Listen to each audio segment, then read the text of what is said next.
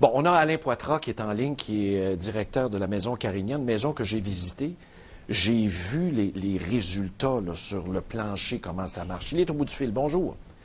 Oui, bonjour. Bonjour, merci, M. Poitras, d'être avec nous. Vous êtes le directeur général de la Maison Carignan. Donc, on s'en va dans la région de Trois-Rivières. Racontez-nous un peu aussi la mission de la maison, là, parce que dans votre région, là, c'est une institution qui est là depuis longtemps. Là.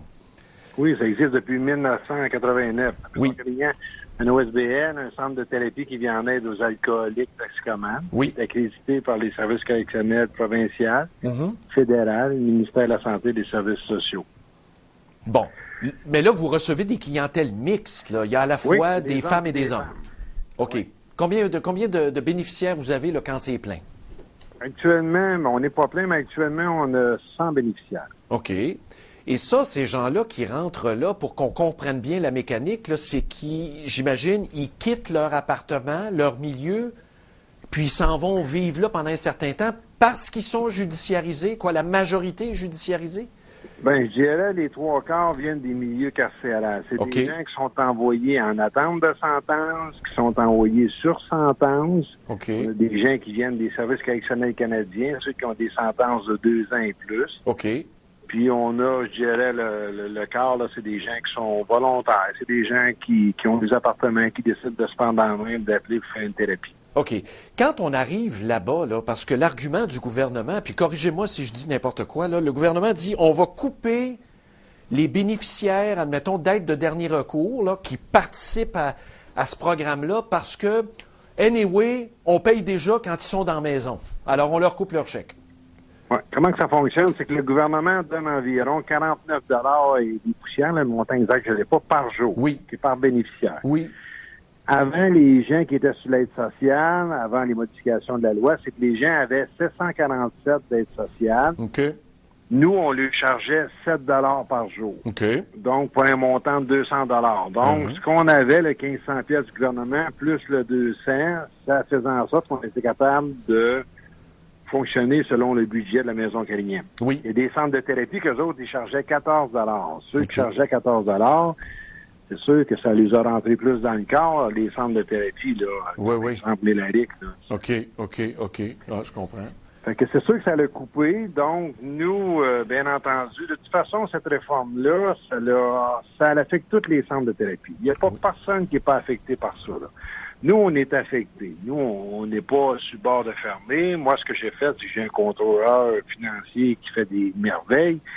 Fait que c'est sûr qu'on s'est cassé la tête. On a vraiment réajusté notre budget. Parce qu'il y a des choses qu'on peut pas couper, là. La nourriture, on peut pas couper ça. Non. Une hypothèque, on peut pas couper ça. Non plus. L'Hydro-Québec, quand on a facture, on peut pas couper ça. Non plus. Puis regardez, 49 $ par jour là, pour aider un alcoolique toxicomane. À 49 $ par jour, là, on n'a pas un hôtel 5 étoiles dans la vie. Là. Non. Fait que si on regarde tout ce que ça comporte, là, la nourriture, les soins, les intervenants, les salaires, tout ça. L'infrastructure, là, je vous arrête, M. Poitras, parce que moi, je suis allé sur place chez vous. On est allé tourner. Oui, je me souviens. Oui, et c'est une infrastructure qui est immense. Puis ça, il faut entretenir ça. Là, ça se paye pas avec du bénévolat.